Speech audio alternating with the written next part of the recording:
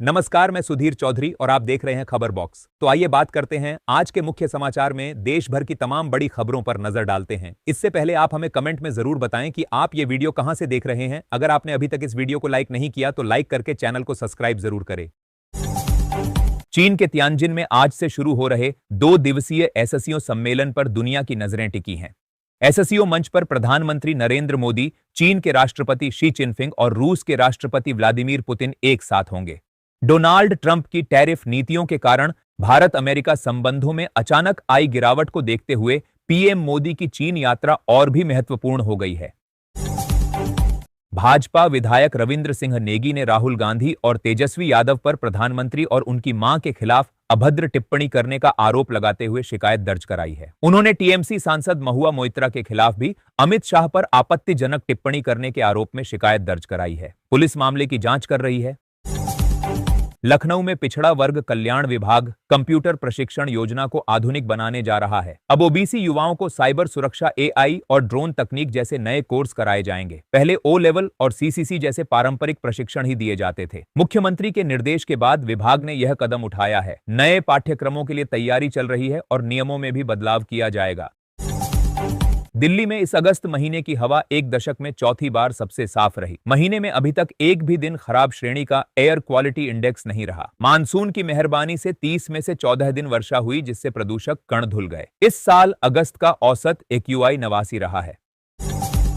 मतदाता सूची के प्रारूप प्रकाशन के बाद विपक्षी दलों ने नाम जुड़वाने से ज्यादा नाम हटाने के लिए आवेदन दिए हैं। सीआईआईएमएल ने ज्यादातर आवेदन नाम हटाने के लिए दिए हैं, जबकि राजद ने सभी आवेदन नाम जुड़वाने के लिए जमा कराए हैं। पूरे राज्य में भी नाम हटाने के आवेदन अधिक हैं। विदेश मंत्री एस जयशंकर ने फिनलैंड की अपनी समकक्ष एलिना वाल्टोनन के साथ फोन पर बातचीत के बाद कहा कि यूक्रेन युद्ध के संदर्भ में भारत को अनुचित रूप से निशाना नहीं बनाया जाना चाहिए। विदेश मंत्री की इस टिप्पणी को अमेरिका के उन आरोपों के संदर्भ में देखा जा रहा है कि भारत रियायती मूल्य पर रूस से कच्चा तेल खरीदकर मॉस्को की युद्ध मशीन की सहायता कर रहा है।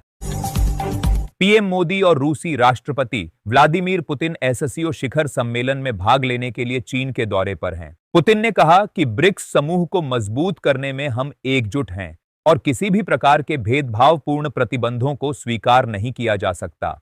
उन्होंने चीन के साथ मिलकर वैश्विक संरचना को बढ़ाने और सदस्य देशों के लिए आर्थिक अवसरों का विस्तार करने की बात कही।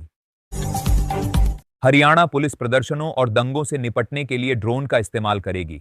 ड्रोन से उपद्रवियों पर नजर रखी जाएगी, उन्हें चेतावनी दी जाएगी और पहचान के लिए रंग भी फेंका जाएगा।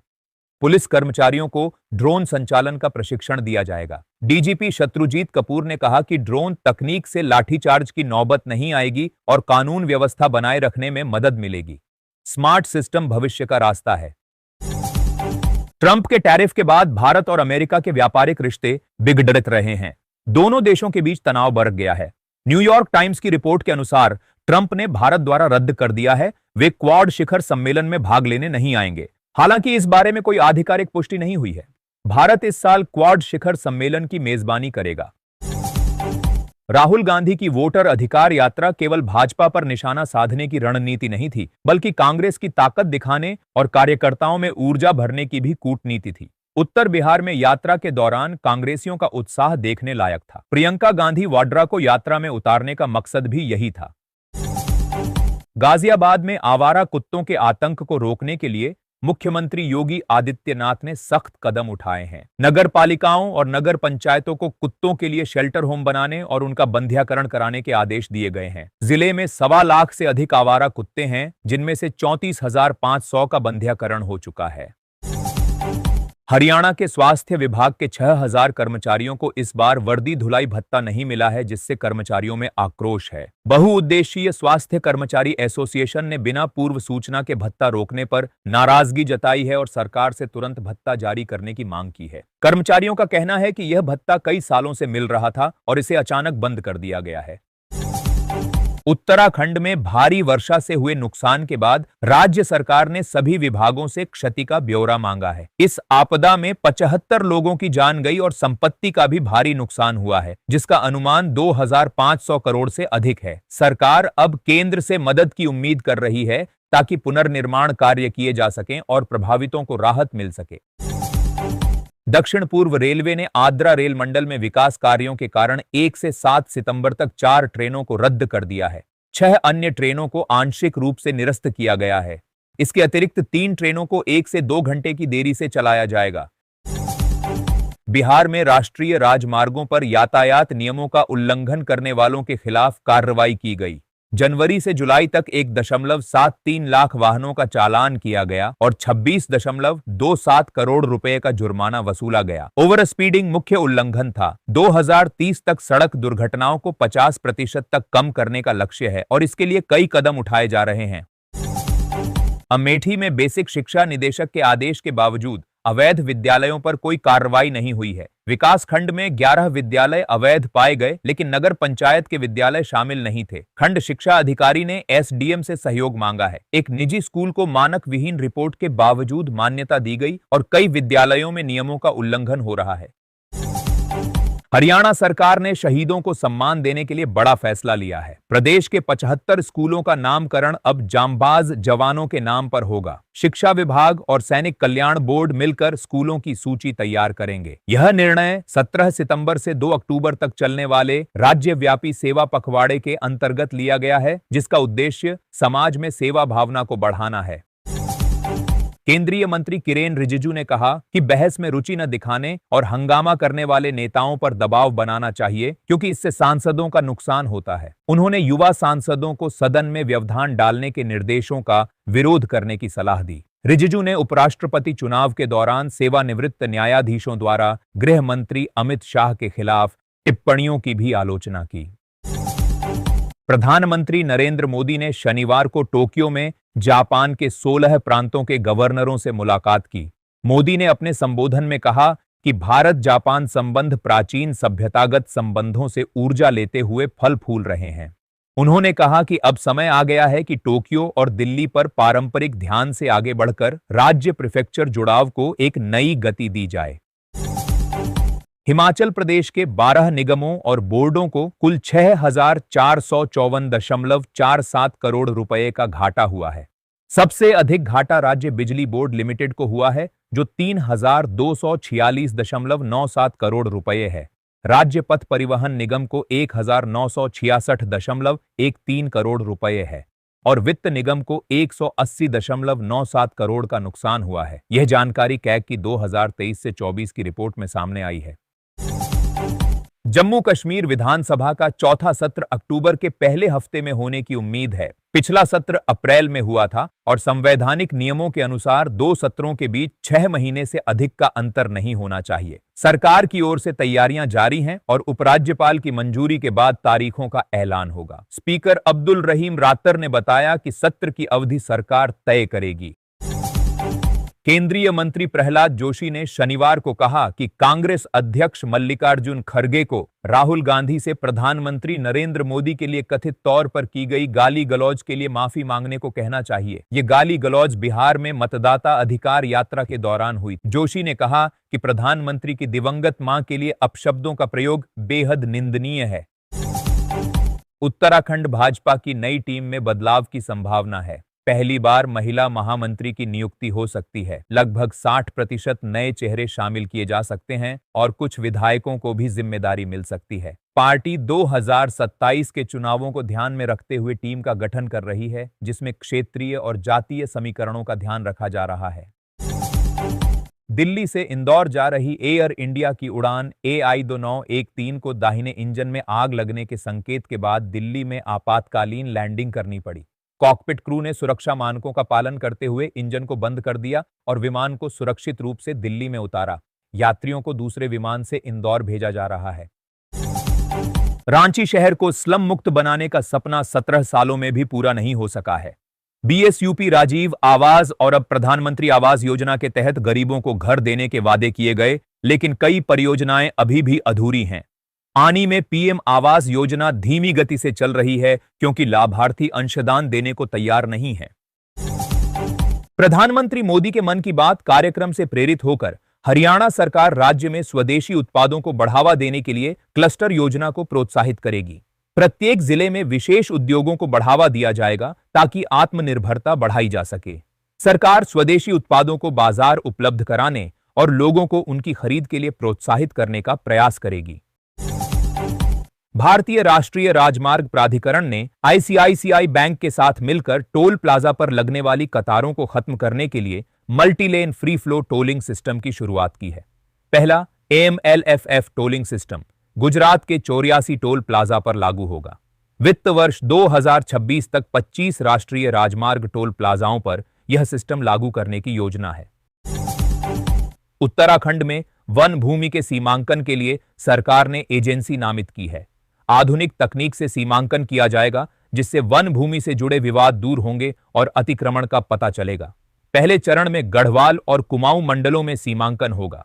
इससे वन प्रबंधन में सुधार होगा और गायब मुनारों की स्थिति स्पष्ट होगी। नीचे विस्तार से पढ़ें पूरी खबर।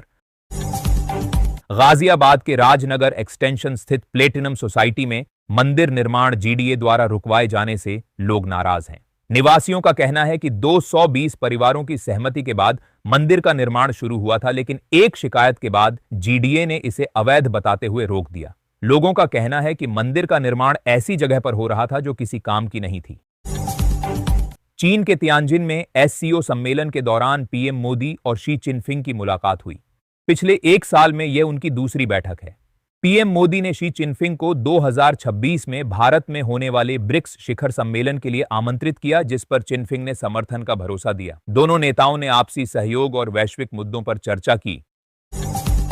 राज्य निर्वाचन आयोग 4792 ग्राम पंचायतों में पंचायत गठन की तैयारी कर रहा है, जहां चुनाव के बावजूद गठन नहीं हो सका। 4772 ग्राम पंचायतों में सदस्य कम हैं और 20 में प्रधान नहीं है। 3,34,900 खाली पदों पर उपचुनाव की तैयारी है, संभवतः 20 सितंबर तक। निर्वाचन आयोग ने शासन से रिक्त पदों का विवरण मांगा है। पंचायतों का गठन जल्द करने पर जोर दिया जा रहा है।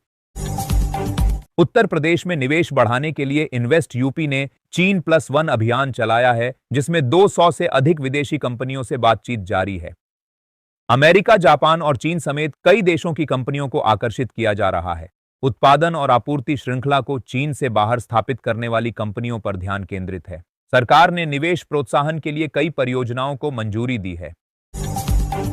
मोकामा के पूर्व विधायक अनंत सिंह की राजनीतिक गतिविधियां चर्चा में हैं।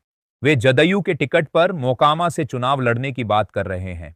हाल ही में वे मंत्री अशोक चौधरी के आवास पर मुख्यमंत्री नीतीश कुमार से मिले। ललन सिंह के मोकामा दौरे के बाद अनंत सिंह को टिकट मिलने की संभावना बढ़ गई है। सुप्रीम कोर्ट में एक जनहित याचिका दायर की गई है, जिसमें राजनीतिक दलों को नियमों में बांधने की मांग की गई है। याचिका में चुनाव आयोग से राजनीतिक दलों के पंजीकरण और नियमन के लिए नियम तय करने का आग्रह किया गया है, ताकि धर्मनिरपेक्षता, पारदर्शिता और लोकतंत्र को बढ़ावा मिले। प्रधानमंत्री नरेंद्र मोदी 8 सितंबर को राष्ट्रीय जनतांत्रिक गठबंधन के सांसदों के लिए रात्रि भोज का आयोजन करेंगे। उपराष्ट्रपति चुनाव से ठीक एक दिन पहले होने वाला यह आयोजन गठबंधन की एकता को मजबूत करने का एक प्रयास है। राजग उम्मीदवार सीपी राधाकृष्णन को सभी सहयोगियों का समर्थन प्राप्त है। यह रात्रि भोज मतदान के दौरान सांसदों के बीच समन्वय सुनिश्चित करेगा। देश के कई हिस्सों में भारी बारिश के कारण प्राकृतिक आपदाएं आ रही हैं। मौसम विभाग के अनुसार सितंबर में भी सामान्य से ज्यादा बारिश की संभावना है, जिससे उत्तराखंड में भूस्खलन और बाढ़ का खतरा बढ़ सकता है। दक्षिण हरियाणा, दिल्ली और उत्तरी राजस्थान में भी सामान्य जीवन प्रभावित हो सकता है। नदियों में उफान और तापमान में बदलाव की भी आशंका जताई गई है। जम्मू कश्मीर के कुपवाड़ा जिले में सुरक्षा बलों ने हथियारों का एक जखीरा बरामद किया। विशेष सूचना के आधार पर रेशवरी गांव में तलाशी अभियान चलाया गया, जिसमें गोला बारूद भी मिला। पुलिस ने मामला दर्ज कर जांच शुरू कर दी है। सुरक्षा बल लगातार आतंकवाद को जड़ से उखाड़ने के लिए कार्रवाई कर रहे हैं और आतंकियों के ठिकानों को ध्वस्त कर रहे हैं। समाजवादी पार्टी के अध्यक्ष अखिलेश यादव ने भाजपा पर आत्मनिर्भरता के नारों को जुमला बताते हुए हमला बोला। उन्होंने कहा कि चीन से आयात बढ़ने से भारतीय उद्योग प्रभावित है। अखिलेश ने आरोप लगाया कि चीन पहले बाजार में सामान भरता है, फिर उद्योगों को बंद करने की कगार पर पहुंचाता है, जिससे महंगाई और बेरोजगारी बढ़ती है। उन्होंने सरकार से चीन के अतिक्रमण पर सवाल उठाए। श्रीनगर के राज्य ब्यूरो के अनुसार जल शक्ति विभाग की हर घर जल योजना के बावजूद कुलगाम के मंजगाम इलाके में गुज्जर बस्ती पिछले 8 महीनों से पेयजल संकट से जूझ रही है। निवासियों को दूर से पानी लाने के लिए मजबूर होना पड़ रहा है। उन्होंने प्रशासन से तत्काल हस्तक्षेप करने और पेयजल आपूर्ति बहाल करने की मांग की है। दिल्ली हाई कोर्ट ने जानलेवा मांझा की बिक्री पर सख्ती न होने पर केंद्र और दिल्ली सरकार से जवाब तलब किया है। याचिकाकर्ता ने बताया कि प्रतिबंध के बावजूद बाजारों और ऑनलाइन प्लेटफॉर्म पर इसकी बिक्री जारी है, जिससे कई दुर्घटनाएं हो रही हैं। अदालत ने सरकार को 4 सप्ताह में जवाब दाखिल करने का निर्देश दिया है और अगली सुनवाई 19 नवंबर को तय की है। रूस ने यूक्रेन के ऊर्जा संयंत्रों और यातायात सुविधाओं पर हमले तेज कर दिए हैं, जिससे 60,000 लोग अंधेरे में रहने को मजबूर हैं। यूक्रेन भी रूस के तेल शोधक कारखानों को निशाना बना रहा है। राष्ट्रपति जेलेंस्की ने कहा है कि यूक्रेन रूस के भीतर हमले करने के लिए तैयार है। रूस का सबसे शक्तिशाली हमला ओडेसा के नजदीक कोर्नोमोस्क शहर पर हुआ, जिससे भारी नुकसान हुआ। सोनीपत जिले में डेंगू के 2 नए मामले सामने आने के बाद मरीजों की कुल संख्या 29 हो गई है। स्वास्थ्य विभाग ने डेंगू की रोकथाम के लिए जांच और निगरानी बढ़ा दी है। प्रभावित इलाकों में घर घर जाकर सर्वे किया जा रहा है और लोगों को एहतियात बरतने की सलाह दी जा रही है। विभाग एंटी लार्वा गतिविधियों के साथ फॉगिंग भी करवा रहा है। सोनीपत में सफाई टेंडर खत्म होने के बाद भी शहर की सफाई व्यवस्था बनी रहेगी। नगर निगम ने अस्थायी टेंडर आमंत्रित किए हैं और पुरानी एजेंसी को सफाई जारी रखने के निर्देश दिए हैं। निगम शहर में 9 मीटर से अधिक चौड़ी सड़कों की सफाई मशीनों से करेगा और 7 वार्डों में निगम के कर्मचारी सफाई करेंगे। निगम नालों की जगह पाइप डालने की योजना बना रहा है। एलपीजी गैस सिलेंडरों की कीमतों में फिर कटौती हुई है। इस बार 51 रुपये तक की कमी की गई है। ओनायल मार्केटिंग कंपनियों ने यह बदलाव किया है, लेकिन यह कटौती केवल 19 किलोग्राम के कॉमर्शियल गैस सिलेंडरों में हुई है। दिल्ली में कॉमर्शियल सिलेंडर की खुदरा कीमत 1580 रुपये हो जाएगी। झारखंड मुक्ति मोर्चा ने मतदाता पुनरीक्षण को लोकतंत्र के खिलाफ साजिश बताया है। झामुमो महासचिव विनोद पांडेय ने कहा कि पटना रैली विपक्षी एकता का प्रदर्शन होगी, जिससे भाजपा चिंतित है। उन्होंने आरोप लगाया कि एसआईआर के जरिए गरीब मतदाताओं को वंचित करने का प्रयास किया जा रहा है। झामुमो बिहार चुनाव में उम्मीदवार उतारेगा और गठबंधन को बहुमत मिलने की उम्मीद है। गाजियाबाद में रविवार को भारी बारिश के कारण कई इलाकों में जलभराव हो गया, जिससे पूरे दिन जाम लगा रहा। गौशाला अंडरपास समेत जीटी रोड और NH9 पर कई स्थानों पर पानी भर गया, जिससे यातायात बाधित हुआ। क्रॉसिंग रिपब्लिक और अन्य कई इलाकों में भी जलभराव से लोग परेशान रहे। नगर आयुक्त ने बताया कि जल निकासी के लिए 55 पंप सेट लगाए गए थे। केंद्रीय मंत्री जीतन राम मांझी ने भागलपुर में रविवार को उद्योग विभाग की समीक्षा और पार्टी की ओर से आयोजित जनसभा को संबोधित किया। राहुल गांधी और तेजस्वी यादव की वोटर अधिकार यात्रा पर तंज कसते हुए कहा कि दोनों पगला गए हैं, इनको कोई नहीं पूछ रहा। मांझी ने कहा कि पटना और गया के बाद भागलपुर में बिहार का तीसरा टेक्नोलॉजी सेंटर खुलेगा। दिल्ली प्रदेश कांग्रेस कमेटी ने दिल्ली के सरकारी स्कूलों में बुनियादी सुविधाओं की कमी पर चिंता व्यक्त की है। प्रदेश अध्यक्ष देवेंद्र यादव ने कहा कि शिक्षा निदेशालय के सर्वेक्षण में बिजली पानी जैसी सुविधाओं का अभाव पाया गया है, जिससे स्कूलों में कामकाज बाधित हो रहा है। उन्होंने आम आदमी पार्टी सरकार पर शिक्षा व्यवस्था को चौपट करने का आरोप लगाया। हरियाणा की नायब सरकार ने दीनदयाल लाडो लक्ष्मी योजना शुरू की है, जिससे विपक्ष का एक बड़ा मुद्दा छीन लिया गया है। इस योजना के तहत पहले चरण में 1 लाख रुपए तक की वार्षिक आय वाले परिवारों की 23 से 60 वर्ष की महिलाओं को 2100 रुपए मासिक भत्ता मिलेगा, जिससे लगभग 20 लाख महिलाओं को लाभ होगा। मणिमहेश यात्रा के दौरान भारी वर्षा और बादल फटने से आई आपदा में फंसे श्रद्धालुओं ने अपनी आपबीती सुनाई। उन्होंने बताया कि डल झील में सैलाब आने से तबाही मची और वे मुश्किल से हडसर तक पहुंचे। स्थानीय लोगों ने उनकी मदद की। श्रद्धालुओं ने यात्रा में सुरक्षा बढ़ाने और धार्मिक स्थलों की पवित्रता बनाए रखने की अपील की। दिल्ली सरकार ने व्यापारियों के लिए दिवाली से पहले बड़ा तोहफा दिया है। 2019 से लंबित लगभग 1600 करोड़ रुपए के जीएसटी रिफंड को सरकार व्यापारियों के खातों में ट्रांसफर करेगी। इस फैसले से व्यापारियों को आर्थिक राहत मिलेगी और वे अपने त्योहार को और अधिक खुशहाल बना सकेंगे। सरकार ने आईआईटी हैदराबाद के सहयोग से एक नया आईटी सिस्टम भी विकसित किया है। हिमाचल प्रदेश में भारी बारिश का कहर जारी है। कई जिलों में रेड और ऑरेंज अलर्ट जारी किया गया है। बाढ़ और भूस्खलन से बचाव कार्य जारी है, जिसमें एनडीआरएफ और एसडीआरएफ की टीमें जुटी हैं। सड़कें बंद होने से यातायात प्रभावित है और राज्य में भारी जानमाल का नुकसान हुआ है। नेता प्रतिपक्ष जयराम ठाकुर ने मणिमहेश यात्रा में सरकार की बदइंतजामी पर सवाल उठाए हैं। उन्होंने कहा कि प्राकृतिक आपदा के साथ सरकार की नाकामी से भी श्रद्धालुओं को निराशा हुई। ठाकुर ने मंत्री पर श्रद्धालुओं से बदसलूकी करने का आरोप लगाया और कहा कि सरकार आपदा में फंसे लोगों को बचाने में विफल रही है। ग्रेटर नोएडा में आगामी पंचायत चुनाव के लिए जिला प्रशासन मतदाता सूची को अपडेट करने में जुटा है। 100 साल से अधिक उम्र के लगभग 900 मतदाताओं के सत्यापन का काम शुरू किया गया है। इसका उद्देश्य मतदाता सूची को दुरुस्त करना और वृद्ध मतदाताओं को मतदान में शामिल करना है। यह सत्यापन 10 सितंबर 2025 तक पूरा किया जाएगा। घर घर सर्वे किया जा रहा है। पिछले दिनों तृणमूल कांग्रेस की सांसद महुआ मोइत्रा ने गृह मंत्री अमित शाह के खिलाफ एक बयान दिया था, जिसकी बीजेपी ने जमकर आलोचना की थी। अब उस बयान की वजह से महुआ मोइत्रा एक नए विवाद में फंस गई है। अमित शाह के खिलाफ अपमानजनक टिप्पणी करने के आरोप में टीएमसी सांसद महुआ मोइत्रा के खिलाफ एफआईआर दर्ज की गई है। शंघाई कोऑपरेशन समिट 2025 के लिए प्रधानमंत्री नरेंद्र मोदी चीन में हैं।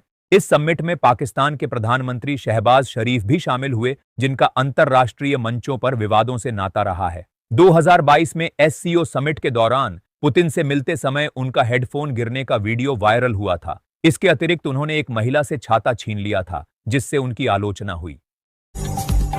केंद्रीय गृह राज्य मंत्री नित्यानंद राय ने महागठबंधन की वोटर अधिकार यात्रा को घुसपैठिया बचाओ यात्रा बताया। उन्होंने राहुल गांधी और तेजस्वी यादव पर रोहिंग्या बांग्लादेशी घुसपैठियों को संरक्षण देने का आरोप लगाया। राय ने टीएमसी सांसद महुआ मोइत्रा की अमित शाह पर की गई टिप्पणी की भी निंदा की। उन्होंने ममता बनर्जी सरकार पर घुसपैठ रोकने में बाधा डालने का आरोप लगाया। फरीदाबाद के ईएसआईसी मेडिकल कॉलेज में दवा घोटाले की जांच अब स्थानीय स्तर पर भी होगी। कॉलेज के डीन डॉक्टर कालिदास चौहान ने बताया कि पिछले वर्षों के खरीद और वितरण रिकॉर्ड की जांच की जाएगी। मुख्यालय की जांच में रिकॉर्ड में गड़बड़ी मिली है, जिसके बाद डीन समेत 5 फार्मासिस्ट निलंबित किए गए थे। बेसमेंट में लावारिस दवाएं मिलने से संदेह और गहरा गया है। प्रधानमंत्री नरेंद्र मोदी और चीन के राष्ट्रपति शी चिनफिंग की मुलाकात के दौरान ट्रंप द्वारा लगाए गए टैरिफ पर चर्चा हुई। एक चीनी एक्सपर्ट ने कहा कि ट्रंप ने 180 देशों पर टैरिफ लगाए हैं, जिससे भारत के पास एक अवसर है। एक्सपर्ट ने मोदी के नेतृत्व को सराहा और इसे अमेरिका के लिए चिंता का कारण बताया। दिल्ली में वायु प्रदूषण की स्थिति गंभीर बनी हुई है। शिकागो विश्वविद्यालय की AQLI रिपोर्ट के अनुसार पिछले 25 वर्षों में प्रदूषण के स्तर में कोई खास सुधार नहीं हुआ है। 2023 में PM 2.5 का स्तर बढ़कर 88.4 माइक्रोग्राम हो गया है, जिससे लोगों की आयु कम हो रही है। विशेषज्ञों का कहना है कि स्थानीय स्रोतों पर नियंत्रण और क्षेत्रीय कार्य योजना की आवश्यकता है।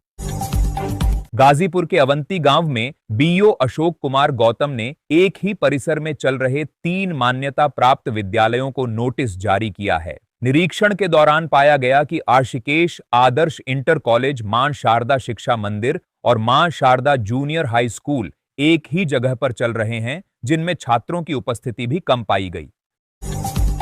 सांसद पप्पू यादव की मांग पर केंद्रीय मंत्री नितिन गडकरी ने परसरमा पूर्णिया मार्ग को राष्ट्रीय राजमार्ग घोषित करने का आश्वासन दिया है। गडकरी ने कहा कि मंत्रालय इस प्रस्ताव पर गंभीरता से विचार कर रहा है। पप्पू यादव ने इसे जनता के संघर्ष का परिणाम बताया और कहा कि कोसी सीमांचल का विकास जारी रहेगा। कासगंज में स्मार्ट मीटर लगने के बाद बिजली उपभोक्ताओं को बिल भुगतान में सावधानी बरतनी होगी। 2-3 महीने तक बिल बकाया रहने पर बिजली आपूर्ति स्वतः बंद हो जाएगी, जिससे उपभोक्ताओं को परेशानी हो रही है। 1 महीने में 1420 उपभोक्ताओं की बिजली काटी गई। पूर्ण भुगतान के बाद ही बिजली सुचारू होगी। एससीओ समिट में पीएम मोदी की चीन यात्रा के दौरान साल 2020 में अजित डोभाल का वो एक्शन याद आता है जब पाकिस्तान ने भारत के अभिन्न अंग जम्मू कश्मीर को अपने राजनीतिक मानचित्र में दिखाया था। पाकिस्तान की इस हरकत के बाद डोभाल बैठक छोड़कर बाहर आ गए थे। रूस ने भी पाकिस्तान के इस कदम का समर्थन नहीं किया था और डोभाल के इस कदम की तारीफ की थी। चंदौली में सहकारी समितियों से जुड़े किसानों के लिए अच्छी खबर है। अब उन्हें अपनी जमीन के कागजात संभालने की जरूरत नहीं होगी, क्योंकि खसरा, खतौनी और आधार कार्ड सहित सारा विवरण एक ही स्मार्ट कार्ड में उपलब्ध होगा। सितंबर से यह प्रक्रिया शुरू होने की उम्मीद है, जिसके बाद किसानों को उर्वरक स्मार्ट कार्ड पर ही मिलेगा। इसके लिए सदस्यता अभियान भी चलाया जाएगा। गोपालगंज की बैकुंठपुर विधानसभा सीट पर सबकी नजर है। यहां हर साल बाढ़ आती है, पर राजनीति भी चरम पर रहती है। 2020 में राजद के प्रेम शंकर प्रसाद जीते थे, क्योंकि राजग में फूट पड्डी डीएच गई थी। अब देखना यह है कि 2025 के बिहार चुनाव में क्या भाजपा और जदयू मिलकर चुनाव लड़ेंगे या नहीं, क्योंकि यहां गठबंधन की मजबूती ही जीत का रास्ता तय करती है। रूस के दागेस्तान में एक गैस स्टेशन पर शक्तिशाली धमाका हुआ, जिसमें कई लोग घायल हो गए। यह घटना मखचकाला के पूर्वी बाहरी इलाके में खासाव्यर्त जिले के सुलेवकेंट गांव के पास हुई। विस्फोट के बाद घटनास्थल पर आग लग गई और लोग जान बचाने के लिए भागते दिखे। विस्फोट ईंधन पंपिंग के दौरान हुआ और आग लगने की वजहों की जांच की जा रही है। प्रतापगढ़ में उमस भरी गर्मी के कारण बिजली व्यवस्था चरमरा गई है। शहर से गांव तक लोकल फॉल्ट और ब्रेकडाउन की समस्या से लोग परेशान हैं। 11,000 केवी और 33,000 केवी की लाइनों में खराबी के कारण उपभोक्ताओं को बिजली कटौती का सामना करना पड़ रहा है। भूपियामऊ, रूपापुर और बाबागंज जैसे इलाकों में बार बार ब्रेकडाउन होने से लोग परेशान हैं। हिमाचल प्रदेश में मानसून के दौरान सामान्य से अधिक वर्षा हुई है, खासकर अगस्त में, जिससे भारी नुकसान हुआ है। ऊना जिले में सबसे अधिक वर्षा दर्ज की गई है। राज्य में भूस्खलन और बाढ़ की घटनाओं में वृद्धि हुई है, जिससे जान माल की भारी क्षति हुई है। अगस्त माह में रिकॉर्ड तोड़ बारिश के कारण करोड़ों का नुकसान हुआ है। गोविंदपुर पुलिस ने आलू के पीछे छिपाई गई अवैध शराब की तस्करी का भंडाफोड़ किया। बिहार नंबर की एक पिकअप वैन से रॉयल चैलेंज की 6,000 बोतलें जब्त की गईं। यह शराब बंगाल से बिहार जा रही थी और इसमें पश्चिम बंगाल, झारखंड और बिहार के तस्कर शामिल थे। पुलिस ने चालक को गिरफ्तार कर मामला दर्ज कर लिया है। अमेरिकी राष्ट्रपति डोनाल्ड ट्रंप द्वारा टैरिफ लगाए जाने के बाद भारत में अमेरिका विरोधी लहर दौड़ गई है। स्वामी रामदेव ने भारतीयों को अमेरिकी उत्पादों के बहिष्कार की सलाह दी है, ताकि अमेरिका पर दबाव बनाया जा सके। उन्होंने कहा कि भारत को नए अवसर तलाशने चाहिए और मैन्युफैक्चरिंग पर ध्यान देना चाहिए। रामदेव ने भारत, रूस, चीन को मिलकर नए वर्ल्ड ऑर्डर बनाने की बात कही है। सुप्रीम कोर्ट ने मोटर वाहन कर पर महत्वपूर्ण फैसला सुनाते हुए कहा कि सार्वजनिक स्थानों पर गाड़ी चलाने वालों को यह टैक्स देना अनिवार्य है। यदि कोई सार्वजनिक स्थान पर वाहन नहीं चला रहा तो वह कर देने के लिए बाध्य नहीं है। RINL परिसर में चलने वाले वाहनों पर मोटर वाहन कर नहीं लगेगा, क्योंकि यह सार्वजनिक स्थान नहीं है। एरोस्पेस कंपनी HAL द्वारा अगले महीने सेना को 2 अत्याधुनिक स्वदेशी तेजस मार्क 1A लड़ाकू जेट्स की डिलीवरी करने की संभावना है। रक्षा सचिव RK सिंह ने कहा कि 38 तेजस जेट्स पहले से सेवा में हैं और करीब 80 और बनाए जा रहे हैं। फरवरी 2021 में रक्षा मंत्रालय ने वायुसेना के लिए 83 तेजस MK बिनिए जेट्स की खरीद के लिए HAL के साथ 48,000 करोड़ का सौदा किया था। उत्तर प्रदेश में जीरो पावर्टी अभियान ने 10 महीने में 13 लाख से अधिक गरीब परिवारों की पहचान की है, जिनमें से 3,72,000 को योजनाओं का लाभ मिला है। सरकार का लक्ष्य 2027 तक प्रदेश को गरीबी मुक्त करना है। इस अभियान में रोजगार, आवास, स्वास्थ्य और शिक्षा जैसी सुविधाएं प्रदान की जा रही हैं और चिन्हित परिवारों को विभिन्न सरकारी योजनाओं से जोड़ा जा रहा है। भाजपा अध्यक्ष बाबूलाल मरांडी ने CM हेमंत सोरेन को पत्र लिखकर उत्पाद घोटाले में सबूत नष्ट करने का संदेह जताया है। उन्होंने कहा कि SEB ने रात में कागजात हटाए, जिससे संदेह पैदा होता है कि भ्रष्टाचार के खेल की तैयारी है और कुछ अधिकारियों को बचाने की कोशिश हो रही है। मरांडी ने मुख्यमंत्री से सबूतों को बचाने का आग्रह किया है। चेतेश्वर पुजारा, PM मोदी, प्रधानमंत्री नरेंद्र मोदी ने हाल ही में क्रिकेट के सभी प्रारूपों से संन्यास लेने वाले भारतीय बल्लेबाज चेतेश्वर पुजारा की प्रशंसा करते हुए कहा कि उन्होंने दृढ़ खेल शैली टेस्ट क्रिकेट की खूबसूरती की याद दिलाती थी। पुजारा ने पिछले रविवार को अपने मैचों के शानदार करियर का अंत करते हुए संन्यास की घोषणा की थी। मेवात के पुन्हाना में जल स्वास्थ्य विभाग द्वारा 110 गांवों में 15 दिनों से पानी की आपूर्ति बाधित है। यमुना नदी में बाढ़ के कारण महोली गांव के पास स्थित बोर डूब गए हैं, जिससे जलापूर्ति ठप हो गई है। लोगों को टैंकरों से पानी खरीदना पड़ रहा है, जिससे उनकी दिनचर्या प्रभावित हो रही है। विभाग का कहना है कि जल स्तर कम होते ही आपूर्ति बहाल कर दी जाएगी। लोकसभा चुनाव में पूर्णिया सीट गंवाने के बाद कांग्रेस आगामी विधानसभा चुनाव में अपनी दावेदारी मजबूत करने में लगी है। महागठबंधन में सीट बंटवारे को लेकर पार्टी आरजेडी पर दबाव बनाने की तैयारी कर रही है। राहुल गांधी की वोटर अधिकार यात्रा की सफलता से जिला कमेटी उत्साहित है और आलाकमान पर ज्यादा सीटों के लिए दबाव बनाने की तैयारी में है।